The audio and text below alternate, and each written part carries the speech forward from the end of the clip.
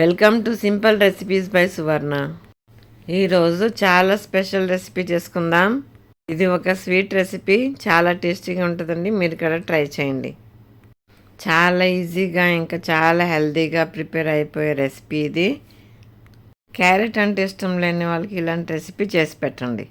ఇక్కడ క్యారెట్ తీసుకున్నాను, 3 క్యారెట్లు తీసుకున్నాను. దీన్ని పీల్ తీసేసి కట్ చేసుకుని మిక్సీ జార్లో వేసుకుని గ్రైండ్ చేసుకోవాలి. నా ఛానల్ ఫస్ట్ టైం చూసినట్లయితే సబ్స్క్రైబ్ చేసుకోండి. ఆల్రెడీ సబ్స్క్రైబ్ చేసుకున్న వాళ్ళు లైక్ చేయండి, షేర్ చేయండి, ఇంకా కామెంట్ చేయండి. చూస్తున్నారు కదా, ఇలా చిన్న ముక్కలు కట్ చేసుకుని మిక్సీ జార్లో వేసుకుని గ్రైండ్ చేసుకోవాలి. చాలా ఫైన్ పేస్ట్ లాగా గ్రైండ్ చేసుకోవాలి. గ్రైండ్ చేసేటప్పుడు ఒక 1/2 కప్ పాలు వేసాను. ఇప్పుడు ఈ పాలతో పాటు మంచిగా గ్రైండ్ చేసుకోవాలి. ఇప్పుడు ఈ గ్రైండ్ చేసుకున్న మిక్చర్ కడాయిలో వేసుకోవాలి. కడాయిలో కొంచెం గీ వేసుకున్నాను. గీ వేసుకుంటే ఫ్లేవర్ ఇంకా స్మెల్ బాగా వస్తుందండి. నేను 2 టేబుల్ స్పూన్ నెయ్యి వేసుకున్నాను. ఇప్పుడు దీనిలో మనం మిక్సీ చేసుకున్నాం కదా క్యారెట్, ఆ క్యారెట్ మిక్చర్ దీనిలో వేసుకోవాలి. ఇప్పుడు వరకు నేను స్టవ్ ఆన్ చేయలేదండి. ఇప్పుడు క్యారెట్ మిక్చర్ నేను కొంచెం పక్కకు తీసుకున్నాను. 2 టేబుల్ స్పూన్ అంతా పక్కకు తీసుకున్నాను. మిగతాది ఈ కడాయిలో వేసుకుంటాను. ఇప్పుడు పక్కకు తీసుకున్నది మనం తర్వాత యూస్ చేసుకుందాము. ఇప్పుడు ఈ కడాయిలో మిగతా మిక్చర్ వేసేసుకుని మంచిగా మిక్స్ చేసుకోవాలి. క్యారెట్ అయితే మంచిగా ఫైన్గా పేస్ట్ చేసుకోవాలి, చాలా ఫైన్గా పేస్ట్ చేసుకోవాలి. ఇప్పుడు దీనిలో 2 టేబుల్ స్పూన్ షుగర్ వేసుకుంటున్నాను. ఇప్పటి వరకు నేను స్టవ్ ఆన్ చేయలేదు. స్టవ్ ఆన్ చేస్తే లమ్స్ వస్తాయి. షుగర్ వేసుకున్నాక కొంచెం మిక్స్ చేసుకోవాలి. ఇప్పుడు దీనిలోనే మనం రవ్వ వేసుకోవాలి. రవ్వ నేను ఇక్కడ 1 కప్ వేసుకున్నానండి. 1 కప్ రవ్వ అయితే కరెక్ట్ సరిపోతుంది. ఇప్పుడు ఈ రవ్వ ఉడకాలి కదా, రవ్వ ఉడకడానికి 1/2 కప్ పాలు వేసుకోవాలి. ముందే క్యారెట్ గ్రైండ్ చేసేటప్పుడు 1/2 కప్ పాలు వేసాను. ఆ 1/2 కప్ ఇంకా ఈ 1/2 కప్ 1 కప్ అవుతుందండి. ఇప్పుడు ఈ మిక్స్చర్ని మంచిగా మిక్స్ చేసుకుని స్టవ్ ఆన్ చేసుకుని ఉడికించుకోవాలి. ఇది చాలా ట్రెండింగ్ రెసిపీ అండి. ఈ వింటర్ సీజన్లో బాగా ట్రెండింగ్ అయింది రెసిపీ. నేను అప్పటి నుంచి చేద్దాం అనుకున్నాను, చేయలేకపోయాను. ఇప్పుడు చేస్తున్నాను, చూస్తున్నాను. చాలా బాగుంది, టేస్ట్ కూడా ఉంది, హెల్త్ కూడా చాలా మంచిదండి. మధ్యలో మూత పెట్టుకుని ఉడికించుకోవాలి. రవ్వ మంచిగా ఉడకాలండి. మనకి రవ్వ మంచిగా ఉడికితేనే మనకి హల్వా టెక్స్చర్ వస్తుంది. చాలా బాగా ఉడికించుకోవాలి. మూత పెట్టి మధ్యలో కలుపుకుంటూ ఉడికించుకోవాలి. ఇక్కడ నేను ఇంకా 2 టేబుల్ స్పూన్ గీ వేస్తున్నాను. మీ ఇష్టం అండి, నెయ్యి వేసుకుంటే వేసుకోవచ్చు. నాకైతే ఎక్కువ నెయ్యి ఇష్టం, అందుకని ఎక్కువ వేసాను. ఇప్పుడు ఈ ప్యాన్ సెపరేట్ అయ్యే వరకు ఉడికించుకోవాలి, ఫ్రై చేసుకోవాలి. మిక్స్చర్ ప్యాన్కి సెపరేట్ అయ్యే వరకు ఉడికించుకోవాలి. ఇది మనకి హల్వా ఫామ్లో అయిపోవాలి, హల్వా లాగా టెక్స్చర్ రావాలి.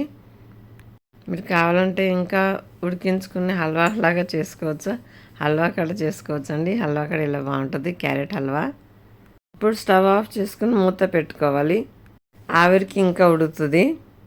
మిక్స్చర్ చల్లగా అయినాక మనం స్టీమర్లో స్టీమ్ చేసుకోవాలి. ఇక స్టీమర్ ప్లేట్ తీసుకున్నాండి, దానికి గీ అప్లై చేసుకున్నాను.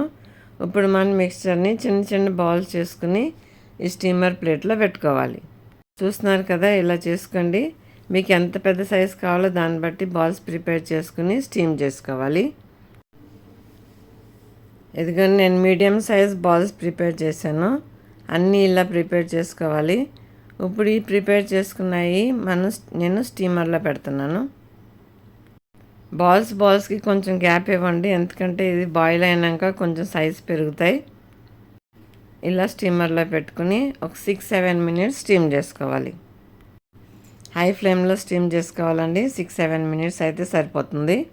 ఇక్కడ పాలు తీసుకున్నాను, 1/2 లీటర్ పాలు తీసుకున్నాను. పాలలో మనం పక్కన పెట్టుకున్నాం కదా క్యారెట్ మిక్స్చర్, అది వేసుకుంటున్నాను.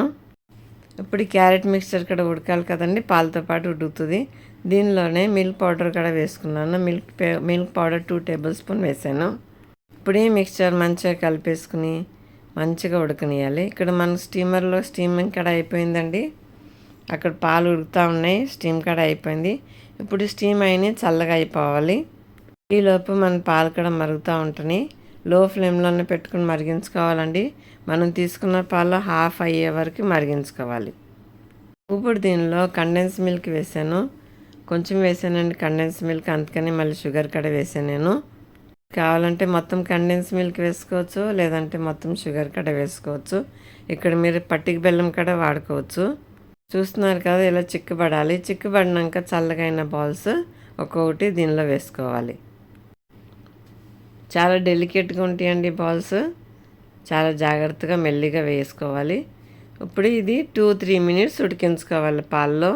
మొత్తం మిక్స్ అయ్యేలాగా మిక్స్ చేసుకొని ఉడికించుకోవాలి. చూస్తున్నారు కదా, సైజు కూడా పెరిగినాయి కదా బాల్ సైజు. ఇప్పుడు ఇది ఎలా ఉందో టేస్ట్ చేసి చెప్తాను నేను. చూస్తున్నారు కదా, చాలా టేస్టీగా ఉందండి.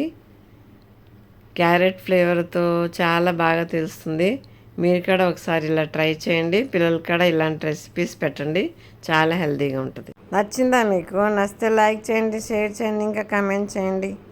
Thank you for watching. Please subscribe.